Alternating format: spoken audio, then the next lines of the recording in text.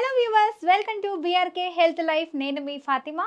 So ఈరోజు మనతో పాటు అయితే స్టూడియోలో ఉన్నారు ప్రముఖ ఆయుర్వేద వైద్య నిపుణులు డాక్టర్ చిట్టిబట్ల వంశన శర్మ గారు మనతో పాటు ఉన్నారు స్టూడియోలో. సార్ని అడిగి మరిన్ని వివరాలు తెలుసుకుందాం. నమస్తే సార్. నమస్తే. ఎలా ఉన్నారు? బాగున్నానమ్మా, మీరు ఎలా ఉన్నారమ్మా? చాలా బాగున్నాను సార్. సార్, మన ప్రేక్షకులు చాలా మంది ఫేస్ చేస్తున్న ప్రాబ్లం, సో పసిపిల్లలు పుట్టగానే కొంతమందికి అజీర్తి సమస్యలు ఎక్కువైపోతున్నాయి, అనారోగ్యం వచ్చేస్తుంది. సో దీనికి తల్లులు చాలామంది ఆందోళన చెందుతున్నారు. సో వాళ్ళకి పసిపిల్లలకి పాలు పడతారు కదా, సో కొంతమందికి పాలు రావు. సో అలాంటప్పుడు ఆ తల్లి ఇచ్చే పాలతోనే దానివల్ల ఏమైనా అనారోగ్య సమస్యలు వస్తాయంటారా? నిజంగా మా ఈ రోజుల్లో ఇది నిజంగా చాలా బాధాకరమైనటువంటి విషయమ్మా. మాతృక్షీరము పసిపిల్లలకు ఫస్ట్ వ్యాక్సిన్.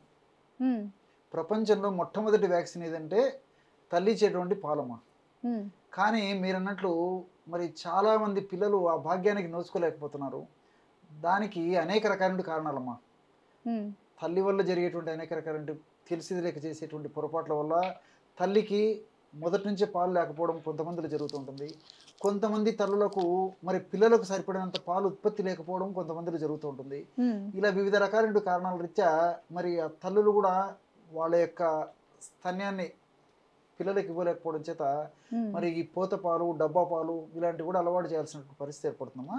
సో తల్లి మొదటి నుంచి గర్భవతిగా ఉన్నప్పటి నుంచి చక్కటి జాగ్రత్తలు తీసుకుంటూ చక్కటి ఆహార నియమాలు పాటిస్తూ చక్కగా ఇలాంటి నియమాలన్నీ పాటిస్తున్నట్లయితే చాలా వరకు 190% మందికి వరకు కూడా మా ఎలాంటి ఇబ్బంది ఉండదమ్మా. కానుపు అయితేనే స్త్రీల యొక్క దేహధర్మంలో భాగంగా, జీవధర్మంలో భాగంగా, శరీర క్రియల్లో భాగంగా చక్కగా మరి కానుపోయిన తర్వాత వెంటనే స్తన్యోత్పత్తి కావడం జరుగుతుందమ్మా.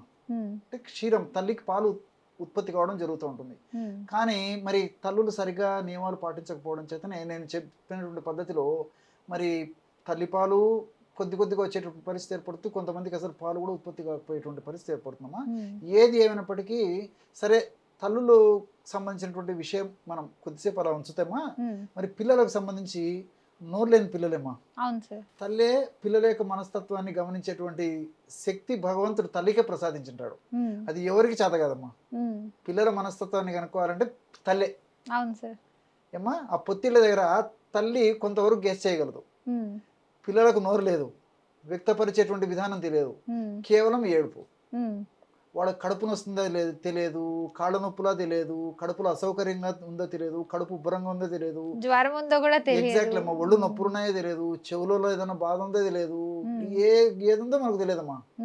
సో ఎక్కువ శాతం మందిలో చిన్నపిల్లల్లో, నవజాత శిశువుల్లో ముఖ్యంగా 3 నెలలు, 4 నెలలు, 5 నెలలు, ఇంచుమించు 6 నెలలు వచ్చేంత వరకు కూడా ఎక్కువ శాతం మంది పిల్లల్లో ఇతర అనారోగ్యాలు చాలా వరకు ఉండవు, కానీ ఎక్కువ శాతం మందిలో అజీర్ణానికి సంబంధించినటువంటి సమస్యలు కలుగుతుంటాయమ్మా.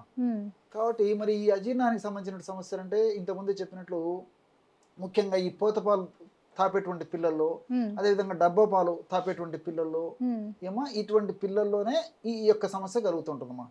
అంటే నేను చెప్పినట్లు కడుపు నొప్పి రావచ్చు, కడుపు ఉబ్బరంగా ఉండడం ఉండొచ్చు, తర్వాత కడుపు మెలిపెట్టినట్టు ఉండేటువంటి పరిస్థితి ఏర్పడుతుండొచ్చు, మోషన్ రాక పిల్లలకు ఆ ముక్కే శక్తి కూడా ఉండదమ్మా. సో కొంతమంది పిల్లలు బలవంతంగా ముక్కేసరికి గట్టిగా మోషన్ వస్తుంది, దాంతో కడుపులో కండరాలు పట్టేస్తాయి, దాంతో నొప్పితో బాధపడుతుంటారు. ఈ విధంగా రకరకాల సమస్యలమ్మా. ఆకలి కాదు, తర్వాత జీర్ణరసాలు ఉత్పత్తి కాకపోవడం చేత తీసుకునేటువంటి పాలు ఇలాంటివి అరగకపోయేటువంటి పరిస్థితి ఏర్పడుతుంది. ఇలాంటి ఇబ్బందుల వల్లనే శిశువులు చాలా వరకు మొదట ఇంచుమించు 3 మాసాలు 4 మాసాల వరకు కూడా ఇబ్బంది పడుతుంటారమ్మా. సో ఇలాంటి శిశువులకి మరి నేను చెప్పినటువంటి ఔషధాన్ని తల్లులు తయారు చేసి ఇవ్వగలిగితేమా బ్రహ్మాండమైనటువంటి ఫలితం ఉంటుంది. శిశువుల యొక్క జీర్ణ వ్యవస్థ మెరుగుపడి చక్కగా ఆరోగ్యంగా చాలా త్వరగా మంచి వృద్ధిలోకి వస్తారమ్మా. అంటే అంత యాక్టివ్గా వాళ్ళ గ్రోత్ కూడా అంత ఫాస్ట్గా ఉంటుంది అనమాట. సో ఆరోగ్యకరమైన గ్రోత్ అది కూడా. సో ఎలాగంటే అమ్మా చాలా సింపుల్ రెమెడీ చెప్తాను చూడమ్మా. సోంపు గింజలమ్మా. సోంపు తెలుసు కదమ్మా, జీలకర్ర కంటే పెద్దగా ఉంటాయి, కొంచెం తీపి ఉంటాయి, సువాసన భరితంగా ఉంటాయి. మనకు పెద్ద పెద్ద హోటల్స్ లో కూడా ఈ అతిథులకు ఆతిథ్యం ఇచ్చేటువంటి వాటిలో భాగంగా వాళ్ళు గౌరవించేటువంటి భాగంలో సోంపు పెట్టేస్తుంటారు అమ్మా. సో గౌరవించే భారతీయ సంస్కృతి భాగంలో అదొక భాగం అయిపోయింది అనమాట. సో ఆ సోంపు గింజలు మనం మార్కెట్ లో దొరుకుతాయి. వాటిని కాస్త వేయించేసేసి పౌడర్ చేసి పెట్టుకొని ఒక స్పూన్, ఒక చిన్న టీ స్పూన్ సోంపు గింజల పొడమ్మా. ఓకే. అదేవిధంగా పుదీనా ఆకు, మనకు పుదీనా ఆకు సంవత్సరం అంతా మనకు మార్కెట్లో అవును దొరుకుతుంది, సార్. తెలుసు కదమ్మా. అవును సో సార్. పుదీనా ఆకును బాగా కడిగేసేసి ఎండబెట్టేసేసి మిక్సీలో వేసేస్తే మెత్తటి పొడి అయిపోతుందమ్మా. ఓకే.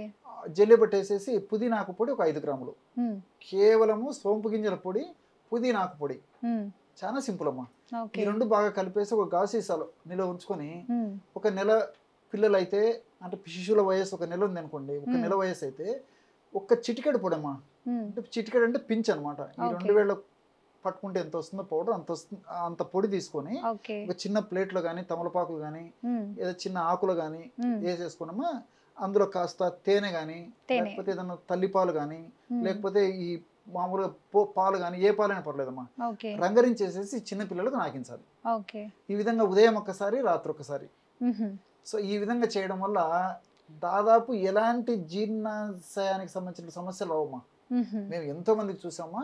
ఓకే. తల్లులోకి నేను చెప్పేటువంటి ఫస్ట్ మొట్టమొదటి ఈ యొక్క ఔషధం ఏంటంటే ఇదేమ్మా. చిన్నపిల్లలు ఆరోగ్యవంతంగా పెరగాలంటే ఏమ్మా ఈ యొక్క ఔషధాన్ని వాడుకోవడం వల్ల చాలా ఆరోగ్యవంతమైనటువంటి జీవనం వాళ్ళకు జరుగుతుంది. అదేవిధంగా చిన్నపిల్లల యొక్క గ్రోత్ కూడా, ఆరోగ్యకరమైన గ్రోత్ కూడా బాగా పెరుగుతుంది. జీర్ణాశయంలో జీర్ణ రసాలు బాగా ఉత్పత్తి అవుతాయి కాబట్టి బాగా ఆకలి అవుతుంది. తీసుకున్నటువంటి ఆ మిల్క్ కూడా బాగా జీర్ణమైనటువంటి పరిస్థితి ఏర్పడుతుంది. చక్కటి నిద్రకు కూడా ఈ యొక్క ఔషధాలు ఉపయోగపడతాయి.